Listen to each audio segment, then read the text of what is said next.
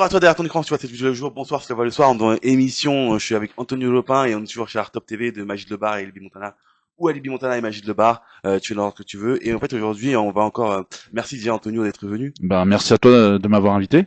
de rien, en fait parce qu'à la base en fait, bon il y a eu la triste nouvelle de la disparition de Bounaïmin, Ouais, c'est en grande partie j'ai pour, j'ai vu ça et franchement ça m'a vraiment attristé. Et quand tu m'as proposé justement cette émission pour dédiée à Bunaimin, ben, j'ai accepté tout de suite parce que c'est quelqu'un que j'apprécie énormément. merci beaucoup parce que moi aussi, bon après moi j'ai déjà rencontré, mais c'était entre deux portes quoi, donc merci d'avoir accepté de Ben, venir. Merci normal. je pense que toi, tu as plus Ben, côtoyé que moi. j'ai côtoyé beaucoup d'humoristes à l'époque où j'allais, comme je te disais tout à l'heure, quand je faisais des émissions sur RTSF 93 à l'époque. Oui. Euh, J'invitais beaucoup d'humoristes et du coup les humoristes m'invitaient souvent au théâtre du gymnase pour voir leur spectacle. Ah oui. Et du coup, j'ai pu rencontrer justement Bunaimin sur une pièce de théâtre et où il y avait c'était un stand-up où il y avait justement plusieurs humoristes qui passaient. Et j'étais en off avec lui et il me dit tu verras, je vais commencer mon spectacle avec un chrono et quand mon chrono va s'arrêter, je m'en bats les couilles, je me barre. Et je te jure sur la tête de mon fils, j'ai pété un câble. Le mec, il est arrivé, il a fait son stand-up, bam bam bam bam. On entend son réveil sonner. Et là, je me suis dit, non, il va pas faire ça. Il a arrêté son chrono, il est descendu de scène, merci, au revoir. Il Waouh. était en pleine, il était comme si par exemple tu coupais une phrase, tu commençais ta phrase et que tu la terminais pas quoi. Hmm. Eh ben, il t'a fait ça en plein show. Et là j'ai dit, ce mec, il a des couilles au cul quand même. Bah ouais, parce que si je dis pas de bêtises, les places étaient payantes. Bah oui, mais Et- c'est l'effet Bunaimin. C'est justement c'était ça, le chinois marrant, c'était ça en fait. C'était sa spontanéité, c'était son sourire, c'était sa joie de vivre. Bon, il a eu quand même, on va pas se mentir, il a quand même des grosses difficultés quand il est venu de Bordeaux. Ouais, On ouais. a tous un peu connu son histoire quand il faisait le théâtre du gymnase et puis après ou n'importe quel plateau, bah, il finissait dans la rue Hmm. Ça c'est, ouais, et c'est sûr. personne ne le savait. Il cachait ça et ça c'est pour moi c'est quelque chose que je trouve bah, d'énorme parce que le mec quand même, il vit à la rue. Le soir, il prenait une douche avant de faire son stand-up et il enchaînait. Hmm. C'est un monstre, c'est un monstre. Comme quoi, Ouais, tu vois, dans la vie, tu peux être là et tu peux être aussi, quand tu sors de ton trois quarts beau gosse, tout ça, bah, tu retrouves ta vie réelle et tu finis bah, dehors, ouais. quoi. Ouais, c'est ça. Et moi, j'ai entendu dans une interview qui disait qu'il mangeait, c'est une recette de sauce, de fast-food. Du fast-food, ouais, Ouais, exactement. ça. Et moi, Il, je sais pas si il allait voir les j'aurais kebabs, il fort de. demandait s'il peut avoir des restes de viande, tout ça. Et franchement, c'était, moi, je trouvais honorable parce que de là où il est parti et jusqu'à entendre dernièrement qu'apparemment il payait 73 000 euros d'impôts. Tu dis, mais attends, t'imagines, tu pars de zéro et t'arrives avec 73 000 euros d'impôts à payer. C'est énorme, c'est C'est énorme, magnifique, c'est c'est juste magnifique. magnifique. L'histoire est belle. Franchement, encore une fois, paix à son âme. Hein. Exactement. Et franchement, toutes mes condoléances aux proches, enfin à la famille, aux amis, proches. Et Ouais, bien c'était sûr. vraiment quelqu'un de bien, mais c'est quelqu'un que j'apprécie vraiment. D'accord. Et moi, alors comme tu peux voir, on n'est pas vraiment de la même pigmentation, tu vois. Je pense que Ouais. tu vois bien. Et donc, moi, un artiste comme Bunaimin, d'origine ou typé asiatique, etc. Euh, j'ai pas grandi avec ce genre d'artiste français. Bruce Lee, Jackie Chan, des modèles comme ça, oui, aux États-Unis, en Chine, ok, Oui. d'accord. Mais en France, il n'y avait pas ça. Non, ça n'existait Et, pas. et donc, je pense qu'on a à peu près le même âge, tu vois. On a tous les deux 25, 26 ans. Tu vois, tu dois avoir peut-être un an de plus que moi. Ouais, j'ai 27, moi, je crois. Je sais Et, plus. Ça dépend. Sur papier ou officieusement. officieusement, ouais, bah 27 alors. Et donc, du coup, euh, quand tu l'as vu arriver et quand tu as commencé à voir sa carrière commencé à prendre, parce que moi, j'ai découvert au Jamaica Comedy Club en 2014, Ah, moi j'ai découvert 2013. avant, bien avant. Moi j'ai découvert, il était sur un plateau. On était dans un théâtre à euh, euh, métro La Chapelle. Il y Hmm. avait un petit théâtre en direction, je sais plus comment il s'appelle exactement. Et c'est là que j'ai découvert, et c'est là justement où il est sorti du plateau. Et j'ai dit mais c'est un fou ce mec, mais vraiment. Et quand tu voyais ses vidéos, l'évolution de ses vidéos qui défendait, bah tu te dis bah putain mais Hmm. le mec il a une carrière, mais en fait c'est devenu un monstre. Et justement quand tu parles de Jamel Comedy Club, après, quand il est parti au Marrakech du Rire et qu'il s'est mis à pleurer parce que le public s'est levé et ils ont applaudi pour lui.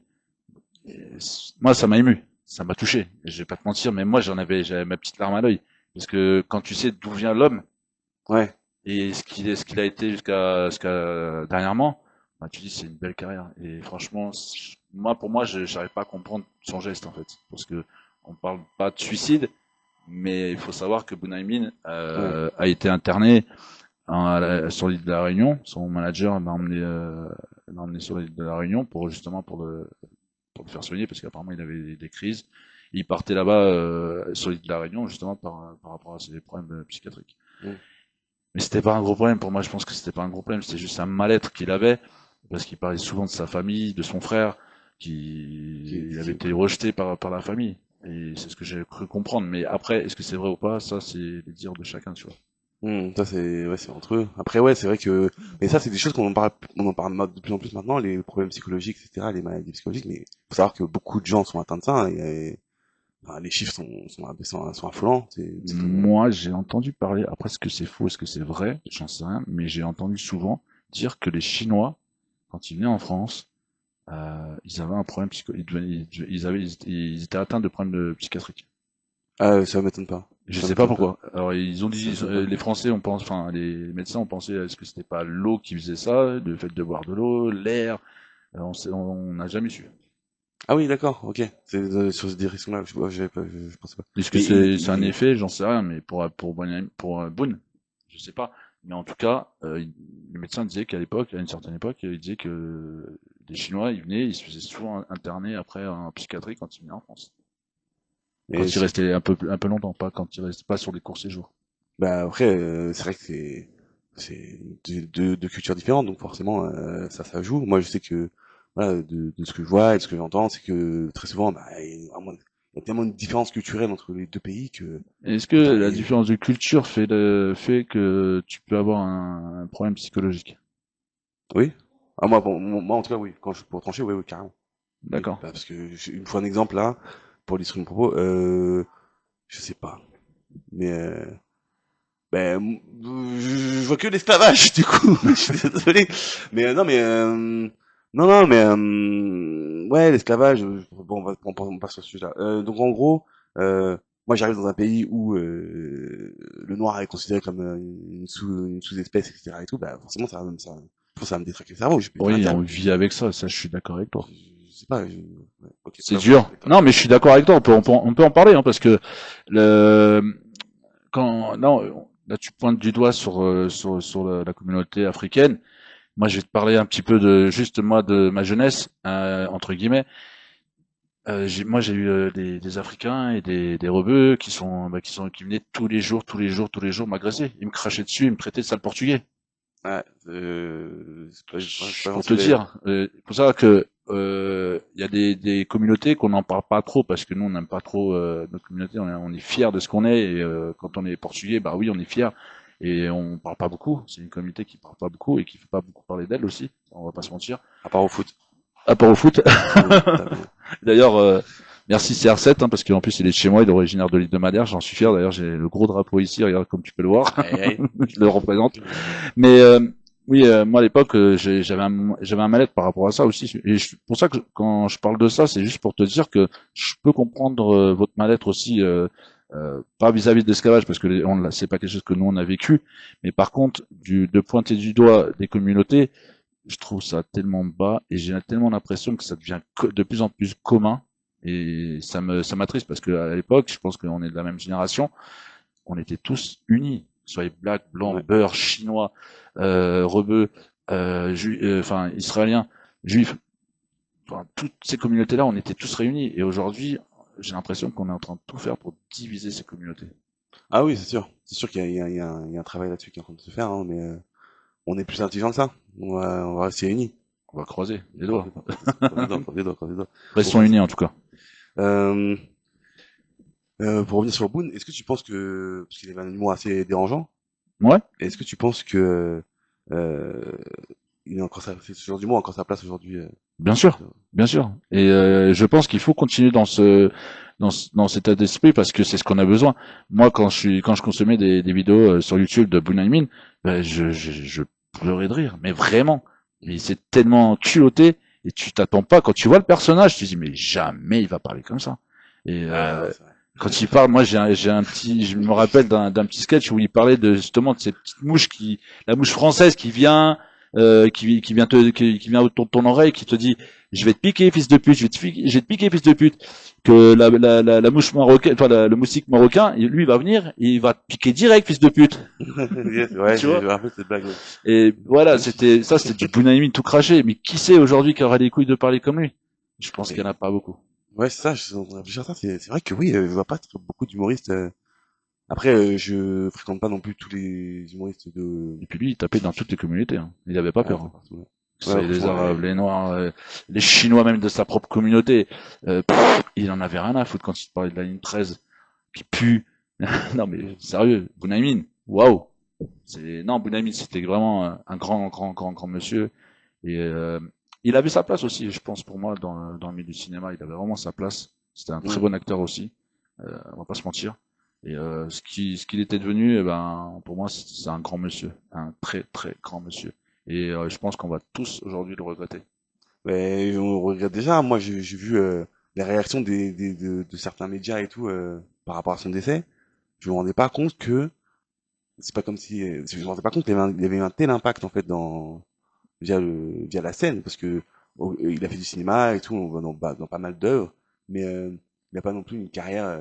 Je sais pas s'il a fait des millions et des millions. C'est pas la même carrière que Frédéric Shaw. Moi, Non. je compare les deux et tout. Je sais pas si je devrais le faire ou pas. Mais donc voilà. Et Mais je pense que le fait d'avoir été épaulé par Jamel Debbouze, ça l'a propulsé sur le devant de la scène. oui, voilà, c'est sûr. On va pas se mentir. C'est sûr, c'est sûr. Mais du coup, c'est vrai que moi, sur ce cas, j'ai beaucoup apprécié. Et après, c'est vrai que son talent, il a parlé de lui-même. Hein, tout ce que tu me disais, avant même le Jamel Comedy Club était déjà assez fort et culotté. Toujours. Mais c'est ça qui faisait son charme en fait. C'est le culot qu'il avait, et il avait pas peur de dire haut ce que les gens pensaient tout bas. Hum. Et justement, c'est ça qui fait l'originalité de Bunaimin, c'était sa spontanéité, son franc-parler. Et moi, j'aimais beaucoup. Moi, ça me parlait, tu vois. Je me retrouvais dans Bunaimin. Et aujourd'hui, Ah, ouais, un humoriste, c'est important, hein. Je vais te parler d'un humoriste aussi que j'aime beaucoup. Loujdi Nounours, je sais pas si tu connais. Loujdi euh, Nounours. Pareil, il tape dans des communautés, il va toucher des communautés, mais bon, il sait se restreindre, il sait comment apporter les choses. Et bon, c'est un peu plus fin quand même que Bunyamin, parce que Bunyamin, c'est vraiment extrême. On va pas se mentir. Mais Loujdi, c'est pareil, il arrive à taper dans les communautés parce qu'il sait qu'il peut. Mais il sait comment le faire. Et c'est toujours dans la subtilité, même s'il y a sa grosse pointe d'humour. Parce que bon, on va se mentir, c'est un gros gabarit, non, s'il vient s'asseoir, il faut deux chaises, le pauvre. yes. Pour te dire. Ah mais voilà, comme il dit, quand je monte sur la balance, tu vois mon numéro de téléphone s'afficher. Ah, mais, Ah voilà, ça je crois que c'est logique. Mais tu vois, il y j'ai a des, rencontré. je pense que c'est aujourd'hui l'humour depuis la séparation de, comment il s'appelle, le Renoir là, qui avait été, ah punaise, Un Renoir avec oui, qui? qui a été critiqué parce qu'il parlait d'extrême droite, tout ça. Dieudonné? Non, Dieudonné. Dieudonné, ok. Et quand il était avec Elie Kakou à l'époque, C'est moi. Attention. Simon, pardon. Pas de C. Je vais y arriver. Et avec Elie Simon à l'époque, c'était le duo infernal. Et dès lors qu'ils se sont séparés, c'est devenu la tête noire. Il avait plus le droit de parler de ceci, il avait plus le droit de parler de ça. On est en France, et on a un pied de liberté, je crois. Non? Liberté, fraternité, enfin égalité, fraternité, non? Ouais, ouais, Voilà. normalement. Ben, c'est quoi alors? Pourquoi on empêche un homme de dire ce qu'il a envie de dire?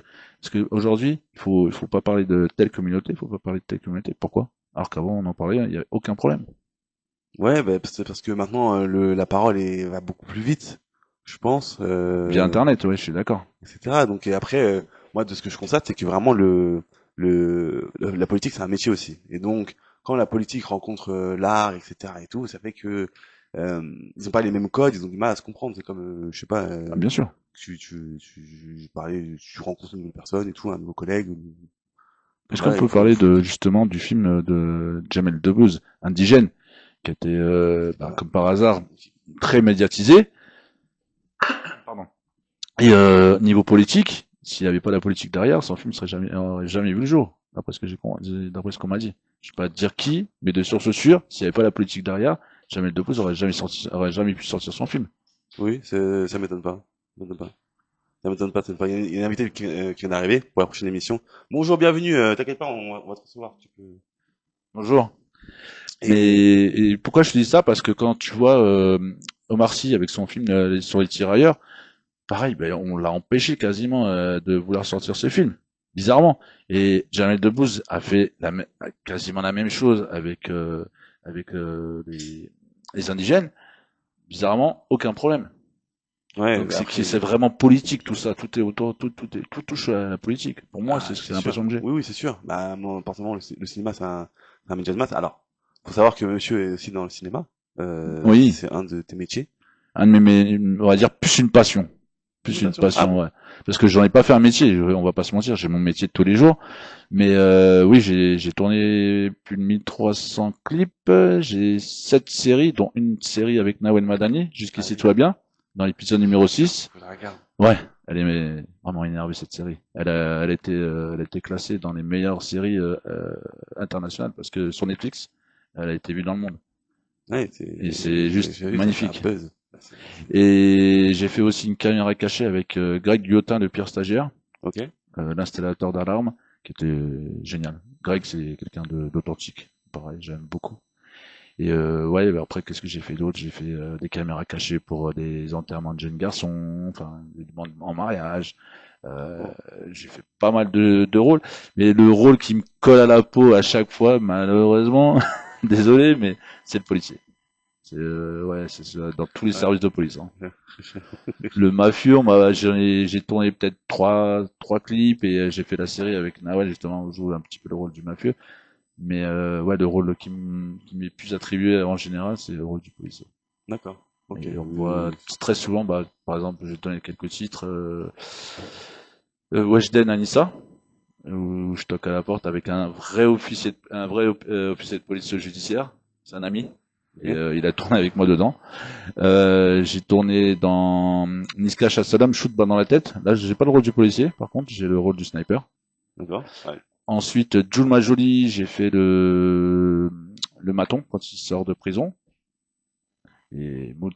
Et là, récemment, j'ai tourné un clip bah, pour l'instant, on ne trouve pas, on trouve que la musique, mais de Bosch, Malveillant. D'accord. Récemment, là, D'accord. c'est le dernier que je viens de tourner le plus gros. Un problème, Antonio. C'est une petite carrière, c'est pas une grosse carrière, hein, Ouais, c'est une petite mais carrière, c'est quand même une carrière. Moi, j'aimerais avoir la moitié. C'est chouette. Parce qu'en plus, t'as pas fait que ça. T'as aussi Alibi ou même oui. Magid. Hein, c'est pas des gens que On s'est connus sur un ancien média aussi, sur lequel où j'œuvrais justement pour Alibi et un ancien directeur. Et oui, après Alibi, je l'ai invité dans moult émissions. On avait fait des émissions où j'avais invité 60 personnes pour une Bon. émission de 24 heures, un record que j'ai fait avec Alibi et puis tout plein d'artistes. J'avais invité une danseuse de topless, j'avais invité des artistes, j'ai invité des patrons de boîtes, il y avait beaucoup de monde. Et mon plus beau record d'émission, c'est quand j'ai invité le directeur d'Universal. Oh. Ok. Ouais, et il y avait une artiste américaine qui était venue. Et ouais, ça a été magnifique. C'était une très belle émission. On n'était pas beaucoup, par contre, on était quatre, et je voulais pas plus parce que je voulais pas montrer que voilà, qu'on était beaucoup dans les émissions. Et je m'étais restreint, mais je me suis dit, tu vois, pour faire une belle émission là, ce coup-là, je vais me restreindre à quatre personnes. Donc on est resté à quatre personnes, on a fait une très belle émission. Il a beaucoup aimé et il me dit, mais en fait, c'est quand que tu prépares tes émissions? Il va, tu vois, regarde, l'avantage c'est que moi je ne prépare pas mes émissions parce que j'ai envie de découvrir les gens comme le public. Oh. Bah ouais. Malin ça. Voilà. Bien vu. Ça c'est moi. J'aime pas préparer. Je suis pas là en train de préparer mes émissions, à lire le pédigré de l'artiste. Je veux vraiment pas. Je veux découvrir l'artiste comme mon public. Et on discute, on parle comme si on était des potes, voilà, autour d'une table. Et des fois, bah, je ramène à manger, on mange, on grignote, tac tac, et puis pendant l'émission, et tout le monde est content, tout le monde repart. Et après, quand ils reprennent les relais des émissions, en général, bah, ça marque quoi. Les gens ils sont marqués.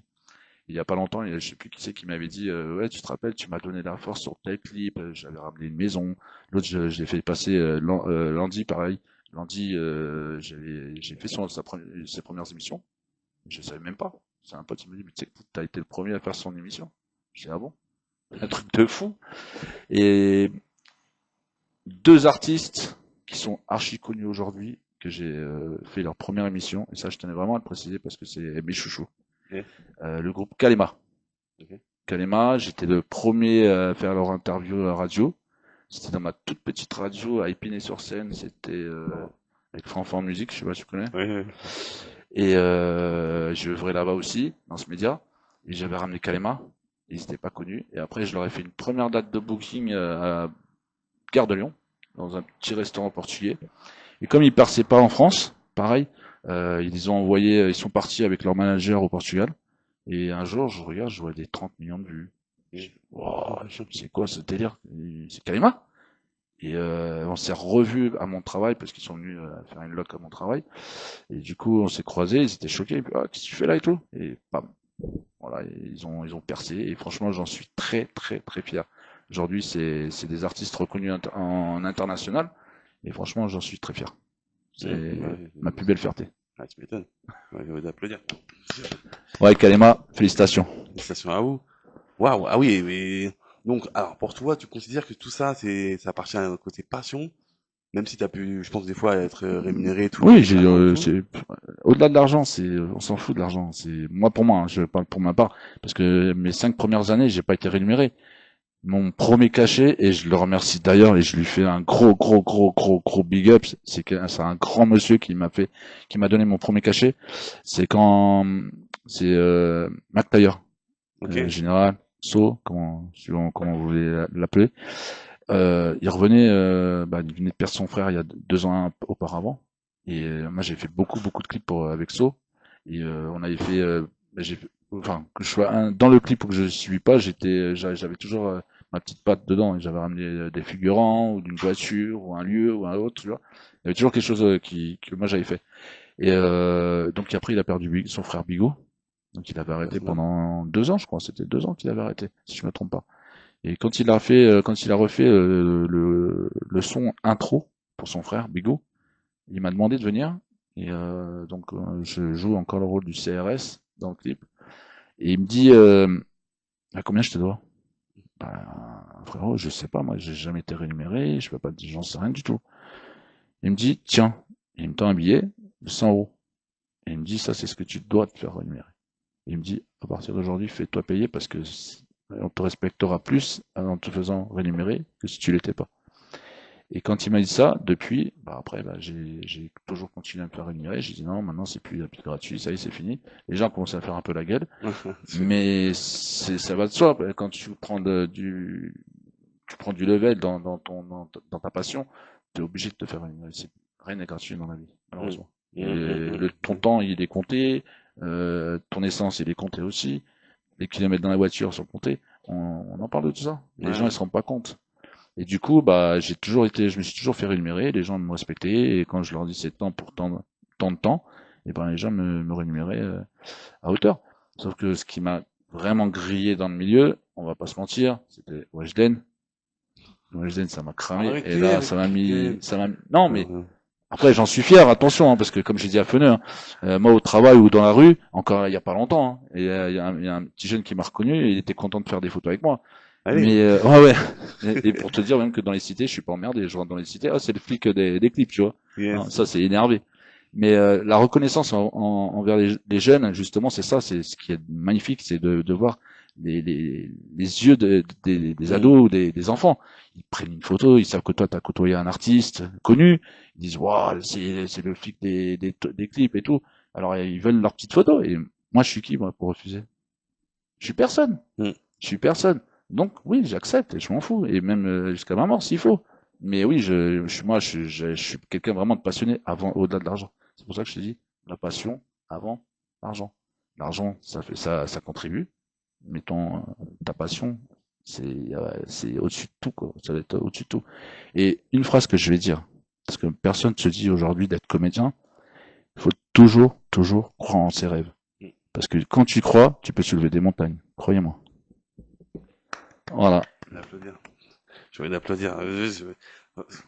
Alors, franchement, Normalement, je devrais terminer l'émission là-dessus, parce que sur The Punchline, mais je vais poser une autre question avant quand même, parce que Dis-moi.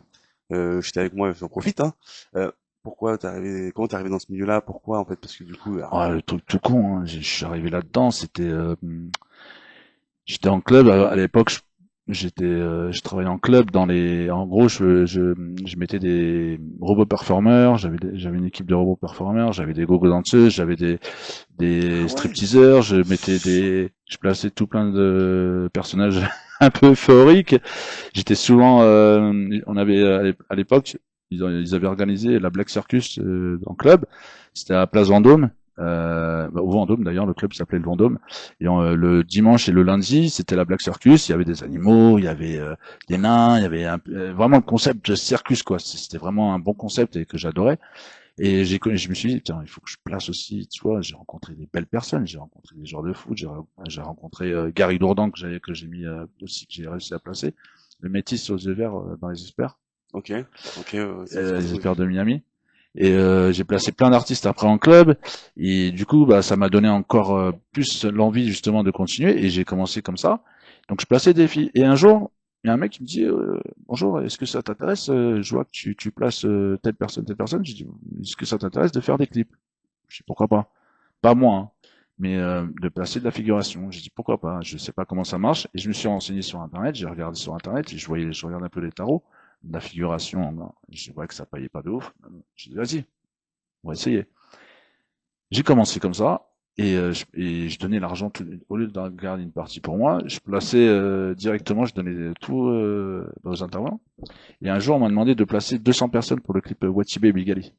Ok, 200 personnes et cracheuse de feu, j'avais, donc j'ai placé. Et j'ai placé quoi encore Ah ouais, le jongleur de ballon, basket. Et 200 personnes, 200 figurants qui n'ont pas été rémunérés parce que ils voulaient tous être auprès de... On n'avait pas le budget pour 200 personnes, tu sais imaginer, c'est quand même un gros clip, mais on n'avait pas spécialement de budget pour des 200 personnes. Mais les gens, ils voulaient s'approcher de Gims et compagnie, et de Bialy, donc les gens venaient quand même, tu vois.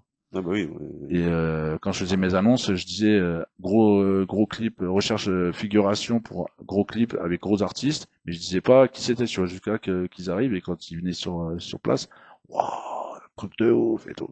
Les gens ils kiffaient. Et au fur et à mesure, un jour, Al Capote il me dit Tonio, je voudrais trop avoir ta tête dans mon clip. Je dis pourquoi? Il me dit parce que tu ressembles trop à Vincent Cassel. et oui, Et du coup, bah, j'étais ah, obligé d'accepter. Je dis bon, tu prends au sentiment, vas-y.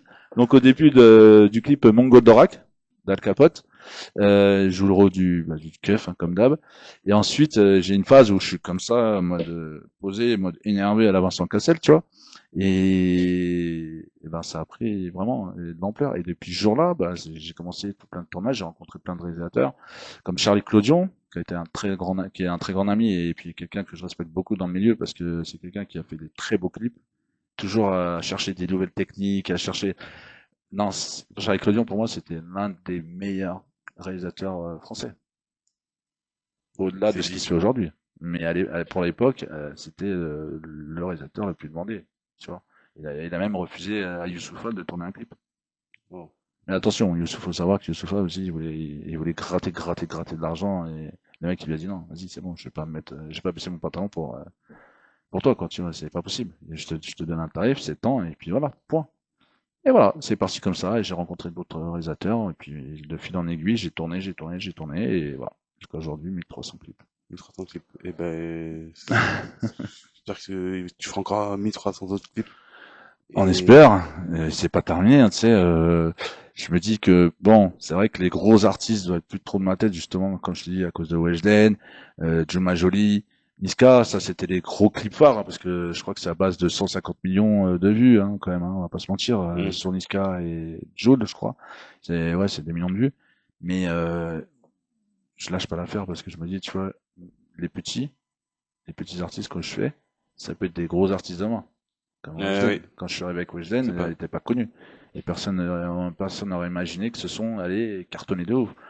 Et voilà, il faut croire à la nouvelle génération, les nouvelles générations avec des nouveaux flows, avec des nouveaux textes. Et les gens, ils sont différent, c'est une nouvelle génération avec de nouveaux textes, tu vois. C'est plus la génération d'avant où c'était fils de ou je sais pas quoi, tu vois.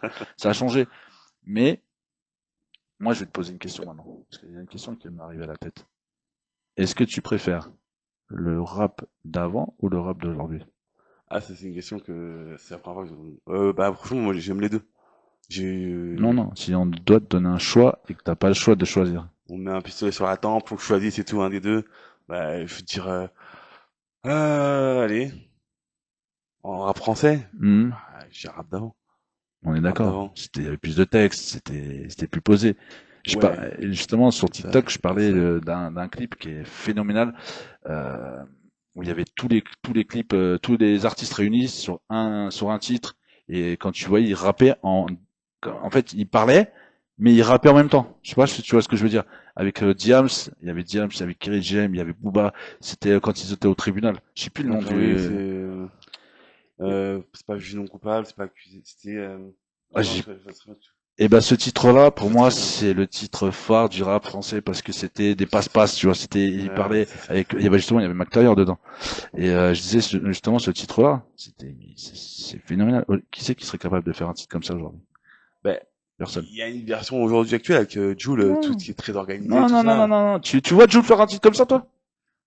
Bon, écoutez, moi je cherche pas à te convaincre, mais non, mais oui, Parce que y a pas d'autotune à cette en vrai, je époque-là, suis hein. d'accord, moi je suis d'accord, c'est pas Non, il pas a la même réuni des époque. artistes sur un album, mais pas sur un titre comme James l'a fait. Oui, ouais, c'est ça, c'est pas comparable, mais c'est Est-ce vrai. que tu vois Jul en Donc, train de faire un titre où il est en train de jouer le rôle d'un juge et puis il est en train de juger et puis il est en train de juger McTayer et avec, puis il y a la poésie qui va avec, je pense pas, mais moi je ne démords pas que, tu vois, un artiste puisse se renouveler, refaire des trucs, mais je pense pas. Franchement, je pense pas que moi je Jul pense pas que ça va se change de, refaire.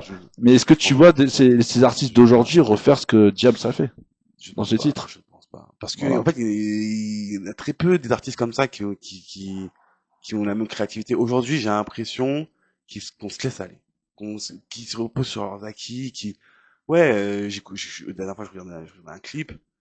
Moi, je commence à, je suis devenu papa il y a pas longtemps. Et donc, du coup, Félicitations. je me dis, merci beaucoup.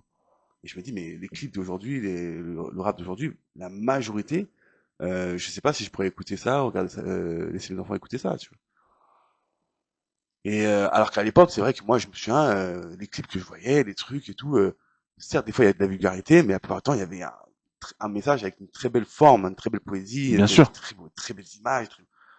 Moi, C'était voilà, des textes travaillés. c'est travailler, retravailler. Après bon, c'est un autre milieu. Moi, je connais surtout le milieu du cinéma et de l'humour. Bref, voilà. Je veux dire, merci Tony au début. Mais en tout cas, Oui. juste une dernière chose, c'est que le cinéma bientôt, ça va, nous, en tant que comédiens ou acteurs ou humoristes, bientôt tout ça, ça va disparaître à cause de l'IA. Ah, c'est ce que beaucoup de gens nous disent. Mm. J'avais peur de ça aussi, mais en parlant avec des réalisateurs de tout ce qui est animation 3D, etc. et tout, ils me disaient que il y a peu de chance parce qu'en fait, déjà, l'IA, ça consomme énormément d'énergie. Et en plus, il y a, nous, les humains humaines, on veut toujours voir du réel dans nos histoires. Ouais, c'est vrai. Tu vois, il y a toujours ce truc-là. Mais Mais tu c'est vois vrai plus la que, différence hein, avec l'IA. Tu vois mais, plus trop la différence, c'est ça le problème. C'est ça qui fait peur.